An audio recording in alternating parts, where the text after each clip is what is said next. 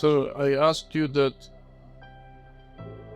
what is the function of soul if we consider two persons or two individuals? The one has a mental problem. He is mentally not fine, mentally disabled. And the second one is mentally fine, wise, active, and healthy.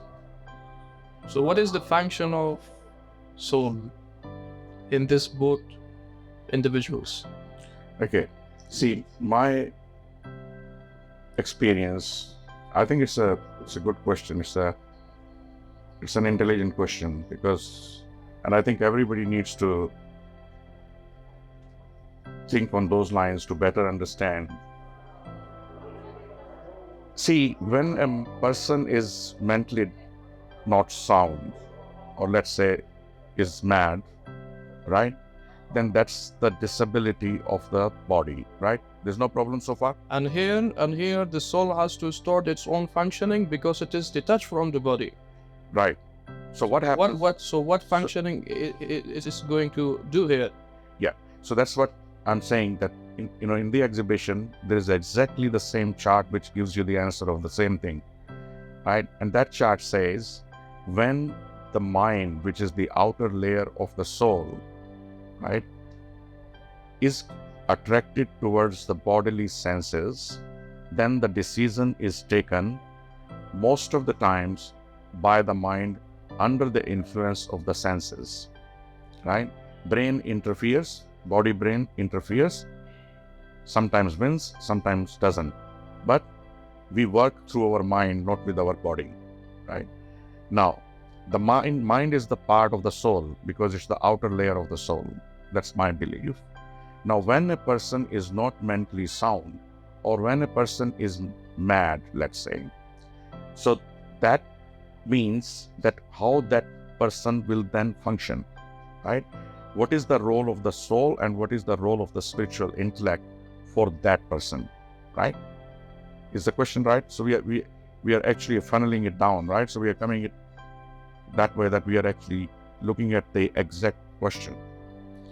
Now, when you see, when a person, how that person will take the decisions in his life, whether he wants to go to spirituality, whether he wants to work hard, whether he wants to look after someone or whatever, right? When he's mentally disturbed or mad, let's say, right? Mentally disabled. Mentally disabled. So decisions still have to be taken, right? Decisions still have to be taken by the mind and the physical brain to act or to perform something through this body, right? As I said, we work through our mind, not with our body, right? But the work is actually performed by the body. So mind says you do that and body does that. Our senses, they do that, right? In this case, what will happen is that this person, because is not able to use the brain, the physical brain, then who will work? Only the mind will work. Still, the decisions have to be taken by the mind and the physical brain. But here the physical brain is absent, right? In that case, the mind will work. So whatever the mind will say, that person will do that thing. Mind is not separated from the brain, sir. Yeah, so that's if you consider mind as a soul again, so what is the functioning of this? So that's what I'm saying. Mind is not brain, right? Mind is man, brain is buddhi. We call buddhi physical brain, physical intellect.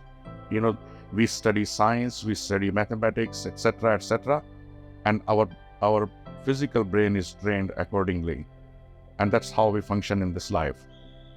That's how we take the decisions. That's how we discover things. But decisions in life have to be taken by the soul, and soul because it doesn't act by the mind, which is the outer part of the soul, and with the interaction with the physical brain.